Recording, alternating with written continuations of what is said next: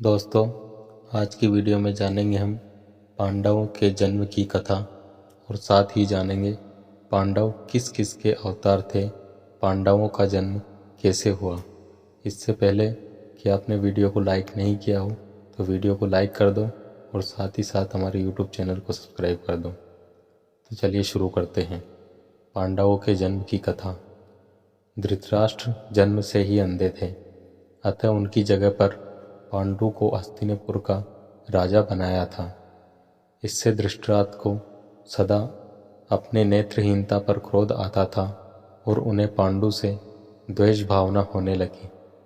पांडु ने कुछ ही समय में संपूर्ण भारतवर्ष को जीतकर कुरु राज्य की सीमाओं का यवनों के देश तक विस्तार कर दिया। एक बार राजा पांडु अपनी दोनों पत्नियों कुंती तथा माद्री के साथ आकेट के लिए वन में गए। वहां उन्हें एक मृग का मैथुन जोड़ा दृष्टिगत हुआ। पांडु ने तत्काल ही अपने बाण से उस मृग को घायल कर दिया। मरते हुए मृग रूपधारी किंदम ऋषि ने पांडु को श्राप दिया, राजन, तुम्हारे समान क्रूर पुरुष इस संसार में कोई नहीं होगा। तूने मुझे मैथुन के समय बाण मारा है, अतः जब कभी भी तू मैथुन रथ होगा तेरी मृत्यु उसी वक्त हो जाएगी। इस श्राप से पांडु अत्यंत दुखी हुए और अपनी रानियों से बोले, हे देवियों, अब मैं अपनी समस्त वासनाओं का त्याग करके इस वन में ही रहूंगा। तुम लोग हस्तिनापुर लौट जाओ। उनके वचनों को सुनकर दोनों रानियों ने दुखी होकर कहा, नाथ, हम आपके बिना एक क्षण भी जीवित नहीं रह सकती। आप हमें भी वन में अपने साथ रखने की कृपा कीजिए। पांडु ने अपने अनुरोध को स्वीकार करके उन्हें वन में अपने साथ रहने की अनुमति दे दी। इसी दौरान राजा पांडु ने अमावस्या के दिन ऋषि मुनियों को ब्रह्मा जी के दर्शनों के लिए जाते हुए देखा। उन्होंने उन ऋषि मुनियों से स्वयं को साथ ले जाने का आग्रह किया। उनके इस आग्रह पर ऋषि मुनियों ने कहा, राजन, कोई भी निसंतान पुरुष ब्रह्मलोक जाने का अधिकारी नहीं हो सकता, अतः हम आपको अपने साथ ले जाने में असमर्थ हैं। ऋषि मुनियों की बात सुनकर पांडु अपनी पत्नी से बोले, हे कुंती, मेरा जन्म लेना ही व्यर्थ हो रहा है, क्योंकि संतानहीन व्यक्ति पितु ऋण, ऋषि ऋण, देव ऋण तथा मनुष्य ऋण से मुक्ति नहीं पा सकता। क्या तुम पुत्र प्राप्ति के लिए मेरी सहायता कर सकती हो? कुंती बोली, हे आर्यपुत्र, दुर्वासा ऋषि ने मुझे ऐसा मंत्र प्रदान किया है जिससे मैं किसी भी देवता का आह्वान करके मनोवांछित वस्तु प्राप्त कर सकती हूँ। आप आज्ञा करें तो मैं किसी देवता को बुलाऊं। इस पर पांडु ने धर्म को आमंत्रित करने का आदेश दिया। धर्म ने कुंती को पुत्र प्रदान किया जिसका नाम युधिष्ठिर रखा गया। कालांतर में पांडु ने कुंती को पुनः 2 बार वायुदेव तथा इंद्रदेव को आमंत्रित करने की आज्ञा दी। वायुदेव से भी भीम तथा इंद्र से अर्जुन की उत्पत्ति हुई। तत्पश्चात पांडु की आज्ञा से कुंती ने माद्री को उस मंत्र की दीक्षा दी। माद्री ने अश्विनी कुमारों को आमंत्रित किया और नकुल तथा सहदेव का जन्म हुआ। एक दिन पांडु माद्री के साथ वन में सरिता के तट पर भ्रमण कर रहे थे। वातावरण अत्यंत रमणीय था और शीतल मंद मंद सुगंधित हवाएं चल रही थी। सहसा वायु के झोंके से माद्री का वस्त्र उड़ गया। इससे पांडु का मन चंचल हो उठा। माद्री द्वारा समझाने तथा इनकार करने पर भी वे मैथुन में प्रवृत्त हुए। तभी किंदम ऋषि के शापवश उसकी मृत्यु हो गई। माद्री ने इसके लिए स्वयं को ही दोषी माना और वह भी पांडु के साथ ही सती हो गई। किंतु पुत्रों के पालन पोषण के लिए कुंती हस्तिनापुर लौट आई। वहां रहने वाले ऋषि मुनि पांडवों को राजमहल छोड़कर आ गए। ऋषि मुनि तथा कुंती के कहने पर सभी ने पांडवों को पांडु का पुत्र माना और उनका स्वागत किया। पांडव किस किस के अवतार थे, पांडवों का जन्म कैसे हुआ? पांडव किस किस के अवतार थे? युधिष्ठिर किसके अवतार थे? भीम किसके अवतार थे? अर्जुन किसके अवतार थे? नकुल किसके अवतार थे? सहदेव किसके अवतार थे? पांडव किस किस के अवतार थे? भारत का प्राचीन इतिहास ग्रंथ महाभारत कई रहस्यों से भरा हुआ है। इसका प्रत्येक पात्र अपने आप में एक रहस्य है। महाभारत को पंचम वेद कहा गया है। महाभारत में जितने भी प्रमुख पात्र थे वे सभी देवता, गंधर्व, यक्ष, रुद्र, वासु, अप्सरा, राक्षस तथा ऋषियों के अंशावतार थे। उनमें से शायद ही कोई सामान्य मनुष्य रहा हो। महाभारत के आदि पर्व में इसका विस्तृत वर्णन किया गया है। आइए जानते हैं कि पांडव किस किस के अवतार थे। महाभारत चंद्रवंशियों के दो परिवारों कौरव और पांडव के बीच हुए युद्ध का वृतांत है। 100 कौरव भाइयों और 5 पांडव भाइयों के बीच भूमि के लिए जो संघर्ष चला उसे अंततः महाभारत युद्ध का सृजन हुआ।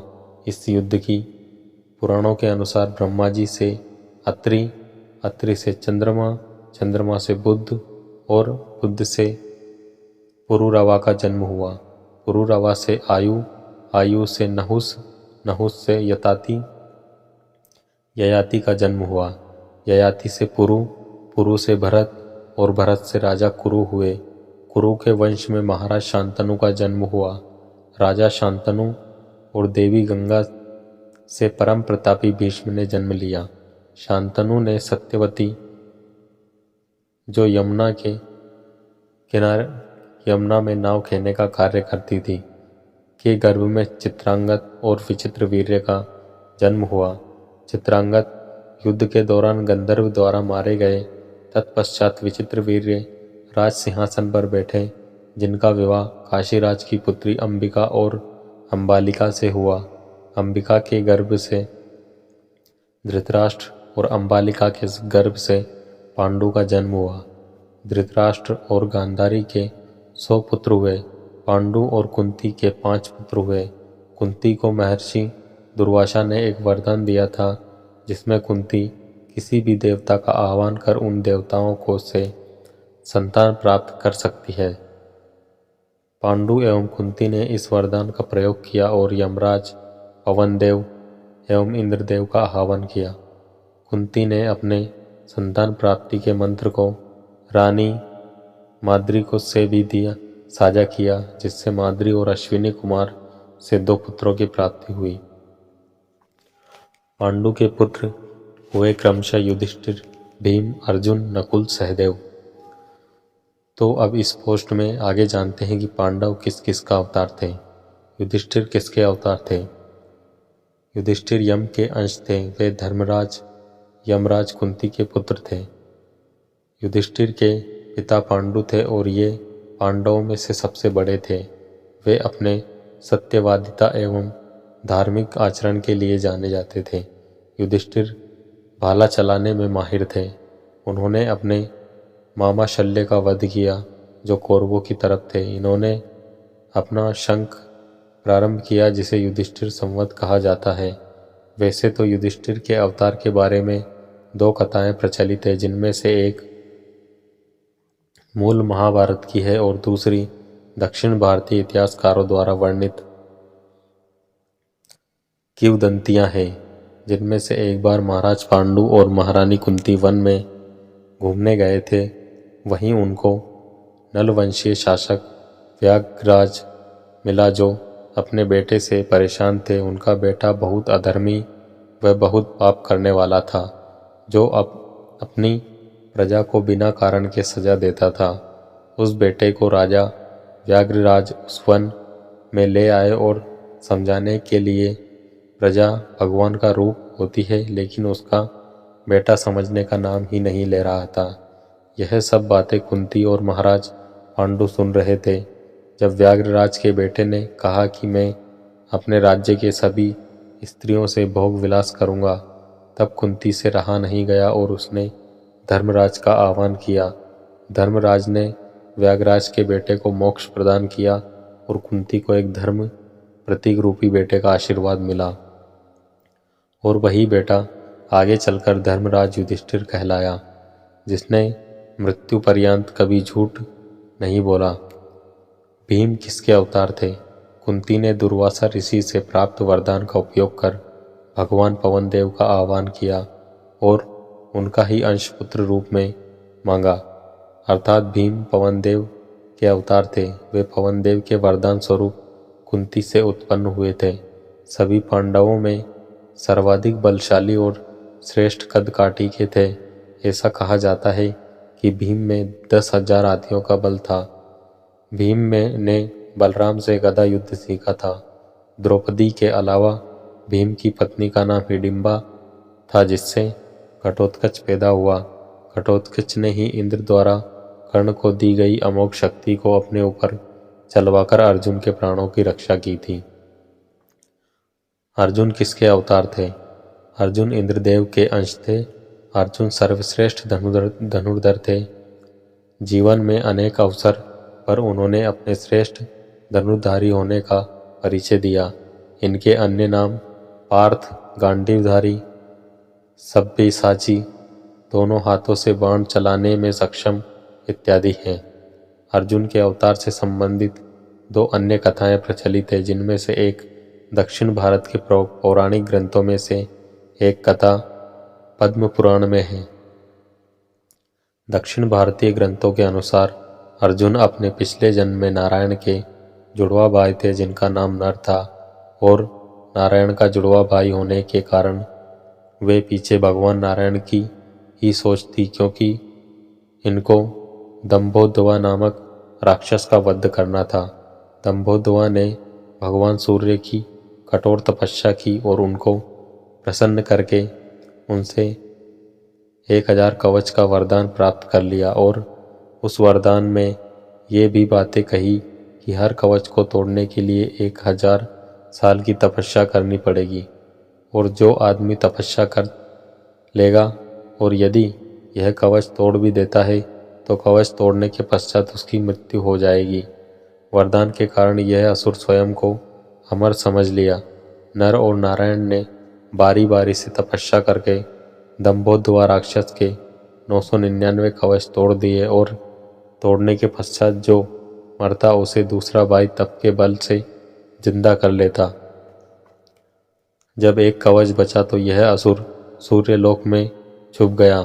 महाभारत काल में इसी असुर का जन्म कर्ण के रूप में हुआ, क्योंकि जन्म के साथ कवच कुंडल लेकर पैदा हुआ, और यह अंतिम कवच था जिसे अर्जुन के रूप में नर का अवतार और नारायण के रूप में श्री कृष्ण दोनों ने कर्ण का वध किया। पद्म पुराण के अनुसार एक बार भगवान ब्रह्मा के विष्णु जी पर क्रोधित होने से पसीना निकलता है। क्योंकि इनका पसीना स्वेद होता है, इस पसीने से स्वेदजा ने जन्म लिया। इसे शांत करवाने के लिए भगवान विष्णु के रक्त से एक वीर योद्धा का जन्म हुआ, जिसे रक्तजा कहते हैं। स्वेदजा के पास 1000 कवच और रक्तजा के पास 1000 हाथ और 500 धनुष था। दोनों में भयंकर लड़ाई हुई, जिनसे स्वेदजा ने के 999 कवच टूट गए और रक्तजा के 999 हाथ कट गए और 499 धनुष भी टूट गया। रक्तजा को हारते देख भगवान विष्णु ने युद्ध विराम करा दिया और स्वेदजा की जिम्मेदारी सूर्य भगवान को और रक्तजा की जिम्मेदारी इंद्र भगवान को सौंप दी। इन्हीं के अवतार थे महाभारत के काल में कर्ण और अर्जुन, जिसमें कर्ण स्वेदजा और अर्जुन रक्तजा थे। नकुल किसके अवतार थे? नकुल अश्विनी कुमार के अवतार थे। नकुल आयुर्वेद, अश्वचालन, तलवार चालन आदि में निपुण थे। नकुल का अर्थ है परम विद्वान। अपनी सुंदरता के कारण नकुल की तुलना काम और प्रेम के देवता कामदेव से की गई है। सहदेव किसके अवतार थे? सहदेव भी अश्विनी कुमार के अवतार थे। इनका जन्म देव चिकित्सक अश्विनी के वरदान से हुआ है। ये त्रिकालदर्शी थे। तो दोस्तों, ये थी पांडवों के जन्म की कथा और पांडव किस किस के अवतार थे। यह आपको अच्छी लगी हो तो इसे लाइक ज़रूर करना और अपने दोस्तों के साथ शेयर ज़रूर करना, और साथ ही साथ हमारे YouTube चैनल को सब्सक्राइब ज़रूर करें।